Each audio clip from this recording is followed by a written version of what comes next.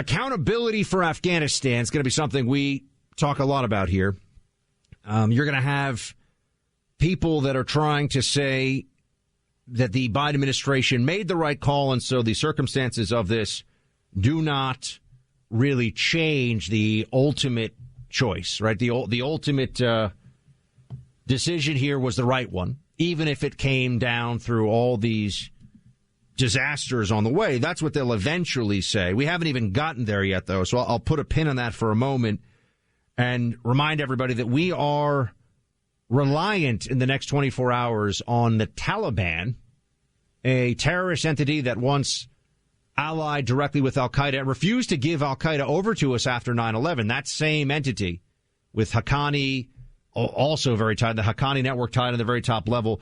We are working directly, the U.S. government, with them to provide security. And to Clay's point from last hour, it is very likely that we perhaps were tipped off by the Taliban about ISIS-K, so who even knows? Although that would go into sources and methods that neither Clay nor I have access to at this point.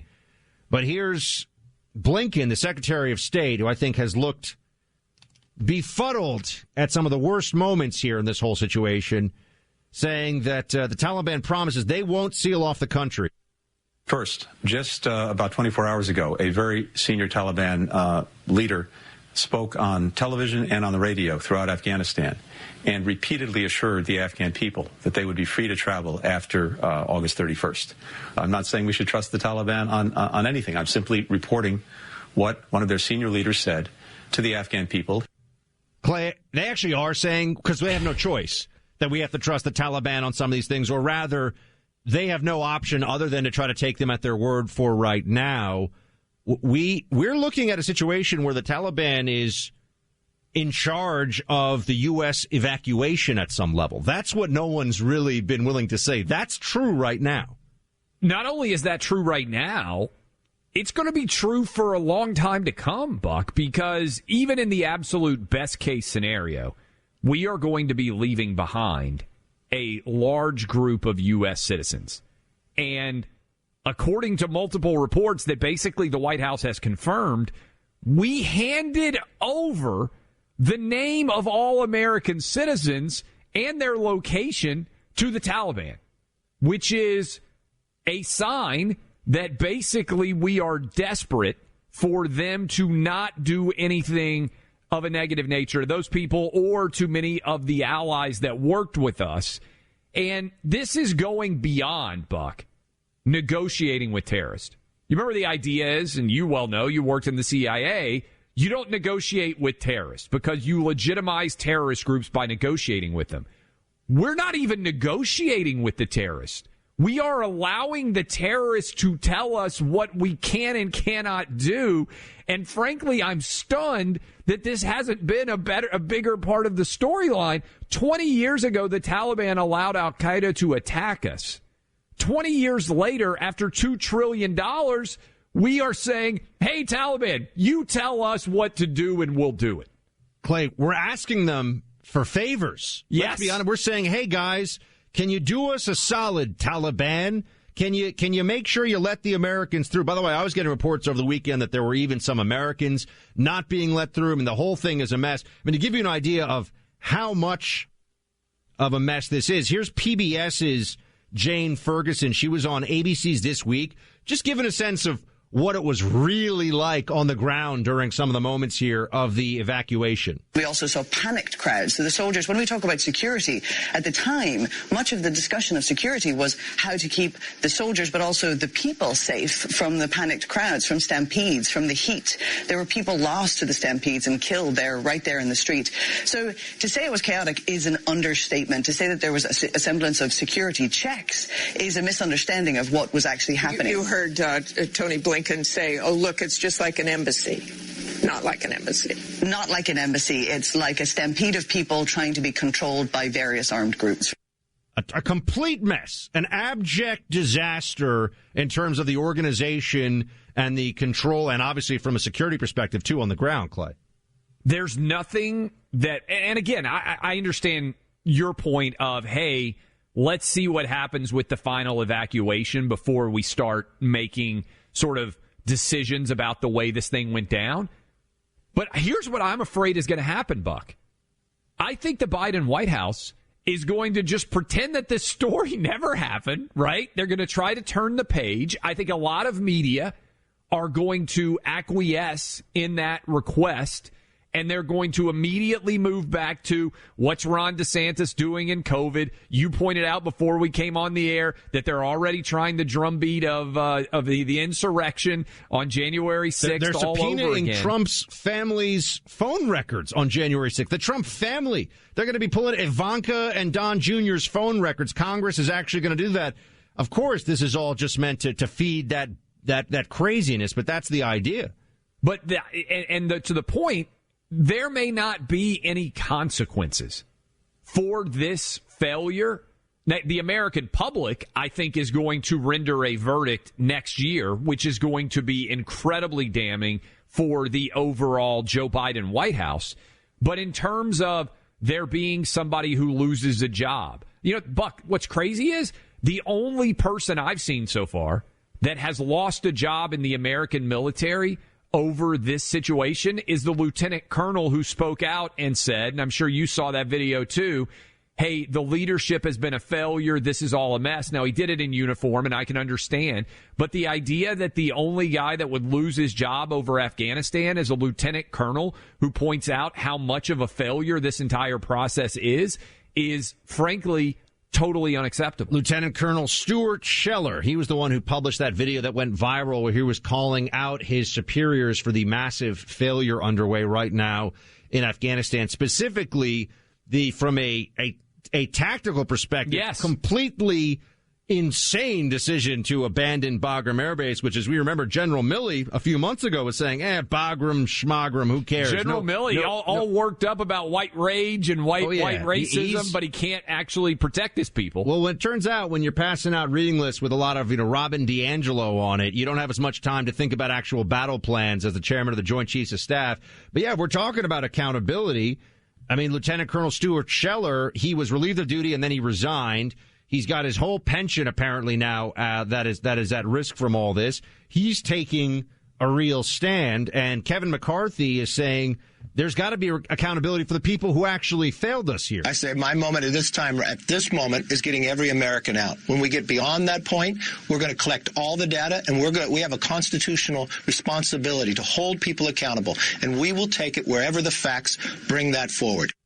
Constitutional responsibility, absolutely. But, Clay, right now, next 24 hours, I think everyone needs to get ready for what I think is going to be a Biden administration spin cycle, because they are going to withdraw. They're going to keep going forward with the withdrawal of U.S. troops. And at that point, they're going to be saying we're still in contact with the Taliban to let people leave the country.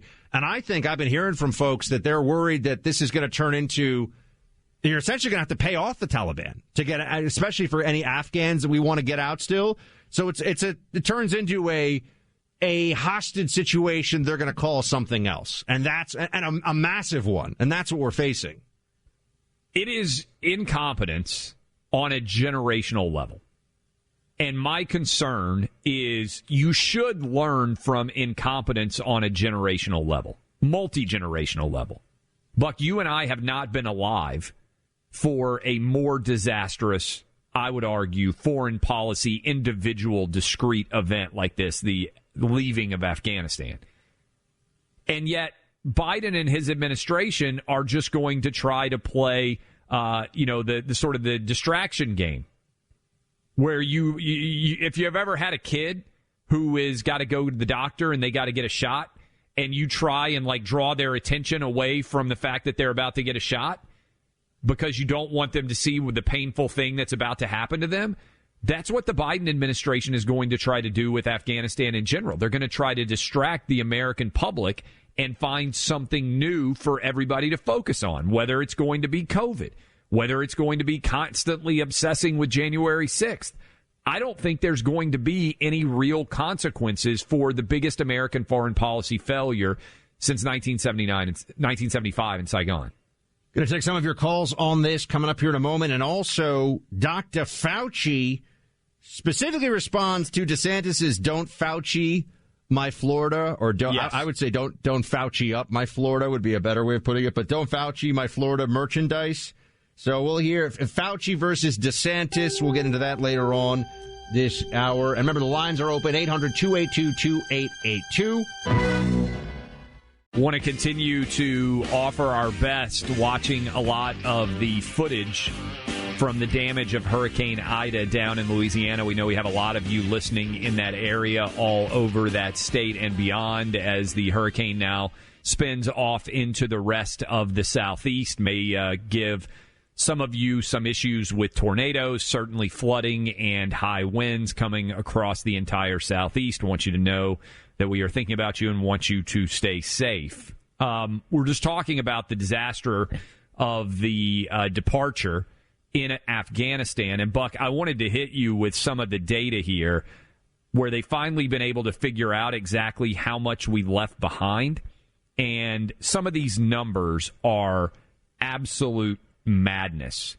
Here's some numbers I'm going to hit you with, Buck. We left over 22,000 Humvees for the Taliban, 8,000 trucks, 169 armored personnel carriers. We left 42,000 pickup trucks and SUVs, in addition to the big trucks that we left behind. 358,000 assault rifles, 64,000 machine guns, 33 Black Hawk helicopters, 33 Mi-17s, 4 C-130 transport planes, 23 jets. I mean, as you run through all of this, this is unbelievable futility that we would leave behind all of this gear for an organization that is effectively a terror-based organization that has spent 20 years trying to kill as many Americans as possible, and we just gave them more material than many countries that are our allies have. Let's be very clear about what this is. The taxpayer has now effectively, I mean, this is the end result. Yes. Armed thoroughly the largest terrorist army in the world. That's actually where we are. And we're now hoping going forward that this Taliban is going to be so different from the previous Taliban. Remember, we said to the Taliban after 9/11, hand over everybody in Al-Qaeda or we're coming. And they said, nope, not handing over anybody. So maybe they've changed some of their strategic thinking since then, since they've seen what U.S. power can actually do in the early stages of this war and at different stages when we had troops that were in actual forward combat roles.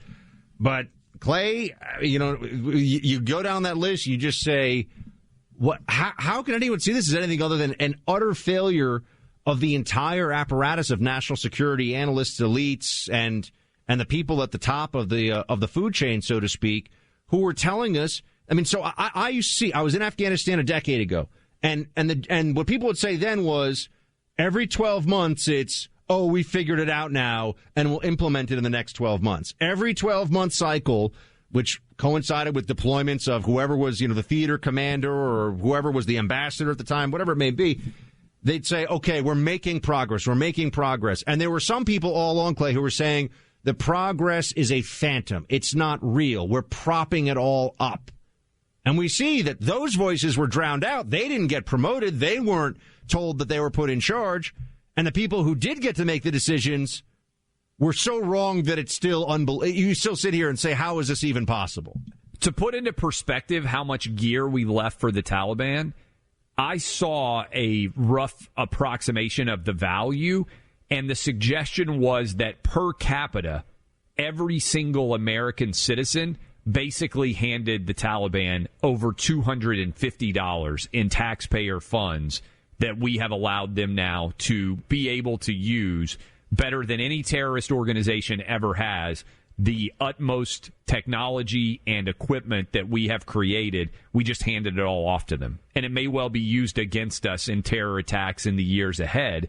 And for anyone out there who's trying to argue in the Biden administration, oh, this wasn't a panicked withdrawal, I would think the fact that we handed over billions and billions of dollars of our best equipment to these guys is basically ends the argument on the contrary. Of course it was a panic withdrawal. I mean, every one of those Blackhawks you cited cost about $6 million. Every single one of those helos. I don't even know what the price tag is on a C-130, but it's a lot more than that. I mean, it's hard to think about how you could have so many people with such resources on our end so wrong that they end up arming. As I said, we have armed thoroughly what is now the largest terrorist army in the world, although will we take them off the terror list in the next year or so?